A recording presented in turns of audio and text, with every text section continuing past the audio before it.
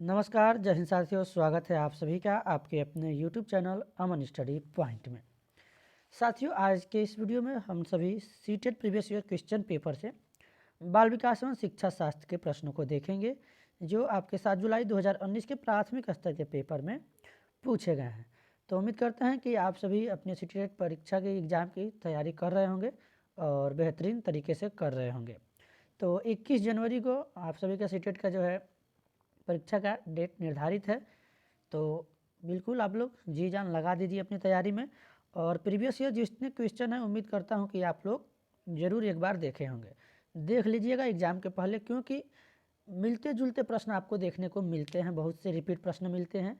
और गणित में जो कुछ प्रश्न हैं चुनिंदा कई बार उसी पैटर्न पर रिपीट होते हुए मिलते हैं, यानी 15 पेडागोजी के प्रश्न होते हैं और 15 आपके डिजिट वाले होते हैं, न्यूमेरिकल। तो चलिए देखते हैं, आज के वीडियो को शुरू करते हैं। आज का पहला प्रश्न है साथियों आप सभी के स्क्रीन पर। यहाँ पर निर्देश दिया गया है कि इसमें जो है उत्तर देने के लिए सबसे उपयुक्त विकल्प को चुनना है। निम्नलिखित प्रश्नों में से उत्तर देने के लिए सबसे सही उपयुक्त विकल्प चुनिए। प्रश्न है, मूल्यांकन को रिक्त स्थान केवल नंबरों में संदर्भ करना चाहिए। देखिए, हमने कई बार बताया है केवल वाले क्या है, नकारात्मक है, निगेटिव टैग है। कुछ ऐसा हिंट आप लोग ढूंढिए खुद में, कुछ ऐसा शब्द ढूंढिए जिससे आप आंसर पता चल जाए कि ये नहीं होगा। प्रश्न सकारात्मक है तो ऑप्शन भी सकारात्मक होगा। वस्तुनिष्ठ प्रकार के कार्यों पर आधारित होना चाहिए, एक अलग गतिविधि के रूप में लेना चाहिए, या फिर शिक्षण अधिगम प्रक्रिया का एक भाग होना चाहिए। तो ऑप्शन नंबर 4 इसका साथियों क्या होगा, सही जवाब होगा। सबसे अगर प्रश्न देखिए सकारात्मक है तो ऑप्शन भी सबसे बढ़िया सकारात्मक होना चाहिए। आपको कभी कभी ऑप्शन में 3 सकारात्मक ऑप्शन दिखते हैं, एक से अधिक दिखते हैं, तो उस स्थिति में आपको जो सबसे सकारात्मक दिखे, सबसे बढ़िया ऑप्शन दिखे, उसको आंसर लगाना है। संरचनात्मक दृष्टिकोण के अनुसार अधिगम है। तो यहाँ पर साथियों ऑप्शन आप सभी की स्क्रीन पर है। जानकारी के अर्जन की प्रक्रिया, अनुभव के परिणाम के रूप में व्यवहार में एक परिवर्तन होने की प्रक्रिया, एक सक्रिय एवं सामाजिक प्रक्रिया। देखिए सक्रिय ये क्या है, एक प्रकार से सकारात्मक टैग वर्ड है। एक निष्क्रिय एवं व्यक्तिपरक प्रक्रिया, निष्क्रिय वाला क्रॉस कर देंगे। यहाँ पर सकारात्मक क्या है, ऑप्शन नंबर 3 में है, तो यहाँ पर हमारा 3 वाला ऑप्शन सही जवाब होगा। चलेंगे साथियों अगले प्रश्न पर। अगला प्रश्न है आप सभी की स्क्रीन पर। जब शिक्षक को विद्यार्थियों एवं उनकी योग्यताओं के बारे में सकारात्मक विश्वास होता है तब विद्यार्थी का उत्साह भंग हो जाता है तथा वे दबाव में आ जाते हैं। यहाँ पर देखेंगे साथियों, दबाव में आ जाते हैं, तो दबाव की बात की गई है, सकारात्मक विश्वास की बात किया गया है, सकारात्मक प्रश्न है, तो हमारा आंसर भी सकारात्मक होगा। किसी भी रूप में प्रभावित नहीं होते, ऐसा नहीं है, सीखने के लिए उत्सुक एवं क्या होते हैं, प्रेरित होते हैं। ऑप्शन नंबर सी क्या है, सकारात्मक है। निश्चित हो जाते हैं तथा सीखने के लिए किसी भी तरह प्रयास करना बंद, देखिए बंद कर देते हैं, ये नकारात्मक है। ऑप्शन नंबर 3 इसका सही जवाब होगा साथियों। चलेंगे अगले प्रश्न की ओर। बच्चों की गलतियाँ, इनकी गलतियों को क्या करना चाहिए, अधिगम का एक भाग है तथा उनके विचारों में अंतर्दृष्टि देती है। शिक्षण अधिगम में महत्वहीन की बात की जा रही है। बच्चों की गलतियों को प्रदर्शित करती है कि बच्चे कितने लापरवाह हैं। बार बार अभ्यास करने के लिए कहकर तुरंत सुधार देना चाहिए। देखिए ये जो है ऑप्शन नंबर 1 यहाँ पर सही जवाब होगा। अधिगम का एक क्या है, भाग है, हम अपनी गलतियों से भी सीखते हैं। अगला प्रश्न साथियों, वह विधियाँ जिनके प्रयोग में विद्यार्थियों की स्व पहल व प्रयास शामिल है जिनमें से किसका उदाहरण है। तो स्व पहल व प्रयास शामिल है, अधिगमकर्ता केंद्रित विधि, परंपरागत विधि, अंतर्वैयक्तिक बुद्धि, या फिर निगमनात्मक विधि। यहाँ पर साथियों इसका जो सही जवाब हमारा होगा ऑप्शन नंबर 1, अधिगमकर्ता केंद्रित विधि। 1 के साथ आंसर लगाएंगे। अगला प्रश्न है आप सभी के स्क्रीन पर। नीचे लिखी हुई स्थिति किस सिद्धांत को दर्शाती है। जो विद्यार्थी अच्छा प्रदर्शन नहीं कर पाते हैं वे महसूस करते हैं कि वे पर्याप्त रूप से अच्छे नहीं हैं और हतोत्साहित महसूस करते हैं, तब उनमें बिना प्रयास के कार्य को आसानी से छोड़ देने की संभावना है। आनुवंशिकता एवं पर्यावरण से अलग नहीं है, आनुवंशिकता एवं पर्यावरण संबंधित नहीं है, संज्ञान एवं संवेग अलग नहीं है, या फिर संज्ञान एवं संवेग संबंधित नहीं है। इसका साथियों जो सही जवाब होगा ऑप्शन नंबर 3 इसका आपका सही जवाब होगा। चलेंगे साथियों अगले प्रश्न की ओर। अगला प्रश्न है आप सभी के स्क्रीन पर, एक शिक्षक बच्चों को प्रभावी रूप से समस्या का समाधान करने में सक्षम बनने के लिए किस तरह से प्रोत्साहित कर सकती है। पाठ्यपुस्तक में दी गई सूचनाओं को कंठस्थ, देखिए बल देकर कंठस्थ करने की, रटने की बात की जाए नकारात्मक है, क्रॉस कर देंगे। बच्चों को समस्या के बारे में सहजानुभूत अनुमान लगाने एवं बहुविकल्पों को देखने के लिए प्रोत्साहित, देखिए प्रोत्साहित भी समझ, बहुविकल्प, एक से अधिक विधि यानी सकारात्मक है। पाठ्यपुस्तक के सभी प्रश्नों को व्यवस्थित तरीके से समाधान लिखकर, देखिए व्यवस्थित तरीके से समाधान लिखने की बात की गई है। पाठ्यपुस्तक से एक ही प्रकार के, देखिए ही भी ऐसे जब आते हैं तो निगेटिव टैग वर्ड होते हैं, तो ये जो है क्या है, सभी गलत है। ऑप्शन नंबर सेकेंड हमारा यहाँ पर सही जवाब हो जाएगा इस प्रश्न का। तो अगला प्रश्न साथियों आप सभी की स्क्रीन पर, जीन पियाजे के सिद्धांत का प्रमुख प्रस्ताव है कि बच्चों की सोच मात्रात्मक रूप से वयस्कों से भिन्न होती है, बच्चों की सोच गुणात्मक रूप से वयस्कों से भिन्न होती है, बच्चों की सोच वयस्कों से निम्न होती है, या फिर बच्चों की सोच वयस्कों से बेहतर होती है। तो इस प्रश्न का जो साथियों सही जवाब होगा ऑप्शन नंबर सेकेंड यानी 2 वाला ऑप्शन सही जवाब होगा। जेंडर क्या है साथियों, तो जेंडर जो है यह एक प्रकार की सामाजिक संरचना है, सोशल स्ट्रक्चर है। ऑप्शन नंबर फर्स्ट इसका सही जवाब हो जाएगा।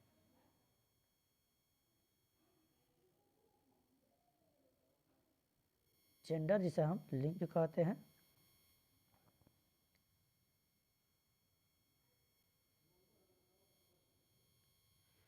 ये साथियों जेंडर लिंग एक जैविक निर्धारक भी होता है, तो इसमें आप लोग कमेंट में बताएंगे आपका फर्स्ट होगा या थर्ड होगा, एक जैविक निर्धारक और ये फर्स्ट और थर्ड। तो चलिए देखते हैं अगले प्रश्न को। अगला प्रश्न है आप सभी की स्क्रीन पर, निम्नलिखित में से कौन विकास के व्यापक आयाम की सही पहचान करता है। ऑप्शन है शारीरिक, व्यक्ति, आध्यात्मिक एवं संवेगात्मक। तो यहाँ पर साथियों इसका सही जवाब आपका जाएगा शारीरिक, संज्ञात्मक, सामाजिक और संवेगात्मक। ऑप्शन नंबर थर्ड इसका सही जवाब होगा। यहाँ पर फिलहाल हम लोग फर्स्ट के साथ आंसर लगाए हैं। चलेंगे अगले प्रश्न की ओर। बुद्धि के बारे में निम्नलिखित कथनों में से कौन सा सही है। तो यहाँ पर साथियों ऑप्शन आप सभी की स्क्रीन पर है। जो बुद्धि है साथियों, यह बुद्धि बहुआयामी है, जिसमें बुद्धि परीक्षणों के द्वारा पूर्ण रूप से परिमेय न की जाने वाली कई योग्यताएं शामिल है। ऑप्शन नंबर यहाँ पर सेकेंड इसका सही जवाब होगा। निम्नलिखित में से कौन प्राथमिक समाजीकरण माध्यम है। यहाँ पर जो है पूछा गया है निम्नलिखित में से कौन प्राथमिक समाजीकरण का माध्यम है। तो आप लोग अच्छे से जानते हैं कि जो परिवार होता है, जहाँ पे बच्चा रहता है अपने माता पिता के साथ अपने उस समाज में, तो वही जो है उसका प्राथमिक समाजीकरण होता है। बच्चे का प्राथमिक विद्यालय उसका परिवार ही होता है, प्रथम गुरु उसकी माता ही होता है। और बच्चा पहला शब्द कौन सा सीखता है, माँ शब्द सीखता है। अगला प्रश्न है, लेव वाइगोस्की के अनुसार अधिगम क्या है। निष्क्रिय गतिविधि यहाँ पर दिया गया है, अधिगम निष्क्रिय गतिविधि नहीं है। ऑप्शन नंबर इसका कौन सा सही होगा, अनुबंधित गतिविधि एक सामाजिक गतिविधि है। ऑप्शन नंबर थर्ड इसका सही जवाब होगा। अगला प्रश्न है साथियों आप सभी की स्क्रीन पर देखेंगे, निम्नलिखित में से कौन सा पूर्व क्रियात्मक अवस्था काल के बच्चे को विशेषित करता है। तो इसका साथियों जो सही जवाब होगा विलंबित अनुकरण, विचारों की अनुक्रमणिता। ऑप्शन नंबर सेकेंड इसका जो है सही जवाब होगा। अगला प्रश्न है साथियों आप सभी की स्क्रीन पर, बच्चों और उनके अधिगम के संदर्भ में निम्नलिखित कथनों में से कौन सा सही है। तो अधिगम के संदर्भ में कहा गया है तो सकारात्मक आंसर ढूंढेंगे और उसमें भी सबसे दंडित करना होता है। देखिए दंडित वाला ऑप्शन क्रॉस कर देंगे, ऐसे ऐसे ऑप्शन ढूंढ लीजिए। निर्धारित सीमित करने की बात की गई है, ये भी नहीं होगा। बच्चों को सीखने की उनकी सक्षमता केवल आ गया, केवल वाला भी नहीं होगा। बच गया थर्ड ऑप्शन, सभी बच्चे सीखने के लिए स्वाभाविक रूप से प्रेरित होते हैं तथा सीखने में सक्षम है। तो सक्षम है यानी यहाँ पर हमारा थर्ड वाला ऑप्शन सही जवाब होगा। अगला प्रश्न साथियों, प्रगतिशील शिक्षा में बच्चों को किस तरह से देखा जाता है। किस तरह से देखा जाता है, सक्रिय अन्वेषक के रूप में, खाली स्लेटों के रूप में, छोटे वयस्कों के रूप में, निष्क्रिय। निष्क्रिय वाला तो क्रॉस हो जाएगा। इनको किसके रूप में देखा जाता है, सक्रिय अन्वेषकों के रूप में। ऑप्शन नंबर फर्स्ट इसका सही जवाब होगा। वह अवधि जो वयस्कता के संक्रमण की पहल करती है उसे क्या कहते हैं। तो इस अवधि को साथियों क्या कहते हैं, किशोरा अवस्था। वयस्कता, वयस्क कब होते हैं, जब 18 वर्ष से ऊपर होते हैं। और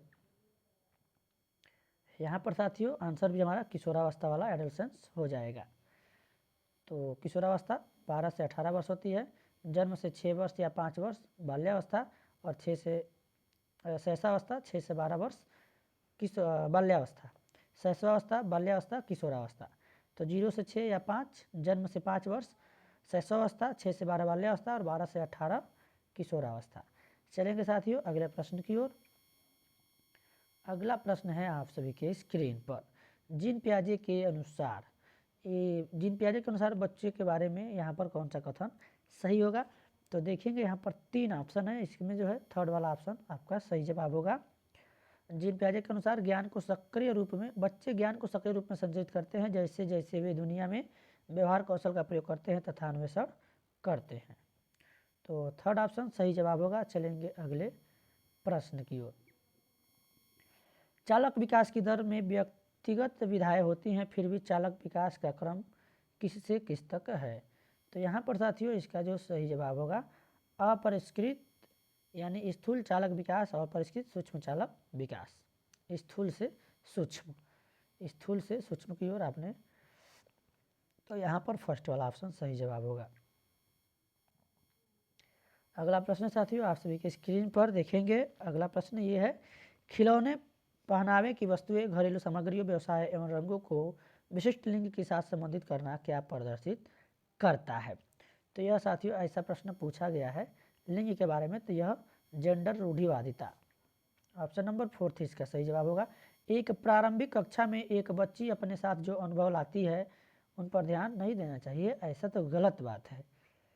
क्यों ध्यान नहीं देना चाहिए? उन्हें शामिल कर उनका संचय करना चाहिए, उन्हें अस्वीकार करना चाहिए, उसकी उपेक्षा करनी चाहिए। देखिए यहाँ पर जो है सकारात्मक ऑप्शन कौन सा है? सेकेंड वाला है। ऑप्शन हमारा सेकेंड वाला सही हो जाएगा।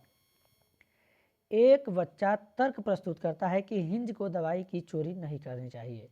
वह दवाई जो उसकी पत्नी की जान बचाने के लिए ज़रूरी है, क्योंकि यदि वह ऐसा करता है तो उसे पकड़ा जाएगा और जेल भेज दिया जाएगा। कोहलबर्ग के अनुसार वह बच्चा नैतिक समझ की किस अवस्था के अंतर्गत आता है? तो कोहलबर्ग के अनुसार साथियों पूछा गया है दंड एवं आज्ञा पालन अभिविन्यास। ऑप्शन नंबर फर्स्ट इसका सही जवाब होगा। अगला प्रश्न साथियों, मौखिक संवाद जो बच्चे अपने आप से करते हैं उन्हें लेव वाइगोस्की क्या कहते हैं? तो मौखिक संवाद जो बच्चे अपने आप से करते हैं उन्हें जो है लेव वाइगोस्की व्यक्तिगत वार्ता कहते हैं। क्या कहते हैं? व्यक्तिगत वार्ता। ऑप्शन नंबर 4 साथियों इसका सही जवाब होगा। तो बस हम लोग प्रश्न के अंत की ओर बढ़ रहे हैं, बस आप लोग वीडियो में धैर्य के साथ बने रहिएगा। रिक्त स्थान यह विचारधारा है कि सभी बच्चों को एक नियमित विद्यालय व्यवस्था में सामान्य शिक्षा प्राप्त करने के अधिकार हो। तो यहाँ पर साथियों किस प्रकार की शिक्षा की बात की जा रही है? यह जो प्रश्न है बार बार परीक्षा में पूछा गया है। तो यह नियमित विद्यालय व्यवस्था करने में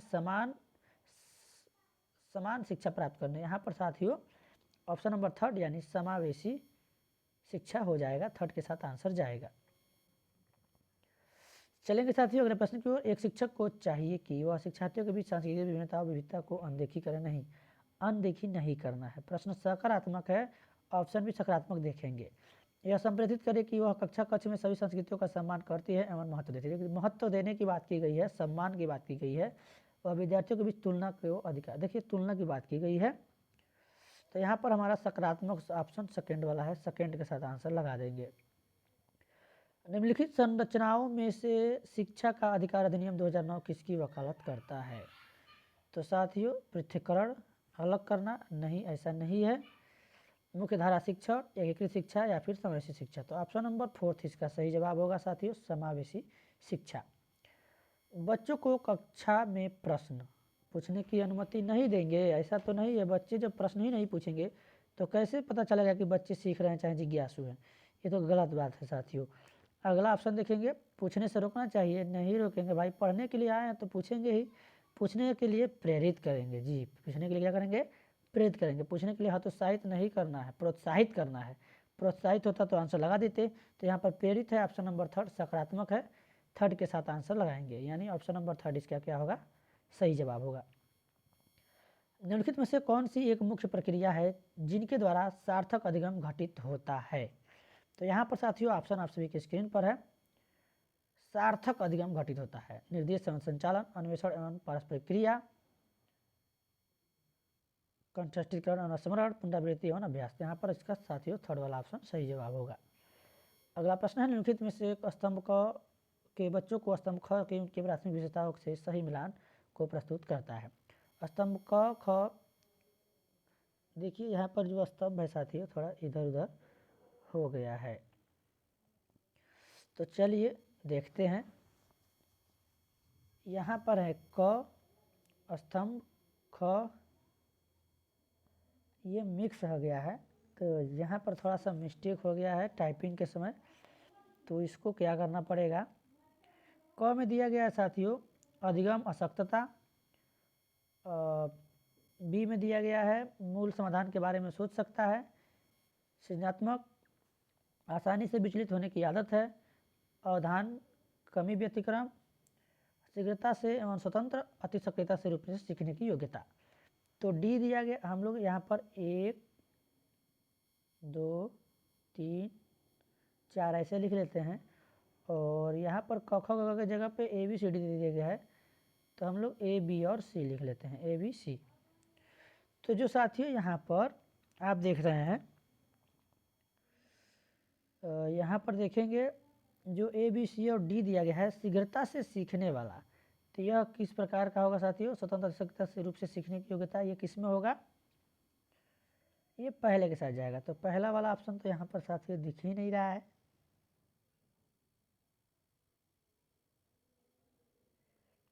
अधिगम अशक्तता नहीं होगा, यहाँ पर एक तो अवधान की कमी दी गई है, उसके बाद से बी में क्या दिया गया है देखेंगे, मूल समाधान के बारे में सोच सकता है। यह है साथियों थर्ड वाला क्या दिया है, सृजनात्मक। तो जो सृजनात्मक बालक है साथियों वह मूल समाधान के बारे में क्या कर सकता है, सोच सकता है। और जो सी वाला ऑप्शन में दिया गया है साथियों, यहाँ पर सी देखेंगे आसानी से विचलित होने की आदत है, तो ये क्या हो जाएगा, ये हो जाएगा साथियों अवधान, कमी व्यतिक्रम, यानी फोर्थ वाला जाएगा सी के साथ, और यहाँ पर थर्ड वाला जाएगा बी के साथ। तो यहाँ पर हमारा फोर्थ वाला ऑप्शन सही होगा। एक ऑप्शन इसमें से छूट गया है, तो इस प्रश्न को चलिए आगे बढ़ा देते हैं, देखते हैं आखिरी प्रश्न को। आज का जो आखिरी प्रश्न है आप सभी की स्क्रीन पर, बच्चे प्रभावी रूप से सीखते हैं जब वे संपट पर अध्यापक के द्वारा लिखे गए उत्तरों को नकल करते हैं। देखिए ऐसा नहीं है, बच्चे कब प्रभावी रूप से सीखेंगे साथियों, जब वो जो है विभिन्न गतिविधियों और कार्यों में सक्रिय रूप से भाग लेंगे। तो यहाँ पर जो है ऑप्शन नियंत्रित की बात की गई है, याद करने की बात की गई है, तो ये सब क्या है, गलत बात है। यहाँ पर सकारात्मक ऑप्शन नंबर सेकेंड है, सेकेंड के साथ आंसर लगाएंगे। तो साथियों आज की वीडियो में बस इतना ही, उम्मीद है कि आप सभी को वीडियो पसंद आया होगा। तो साथियों मिलते हैं अगले वीडियो में एक नए टॉपिक के साथ, तब तक के लिए धन्यवाद, जय हिंद।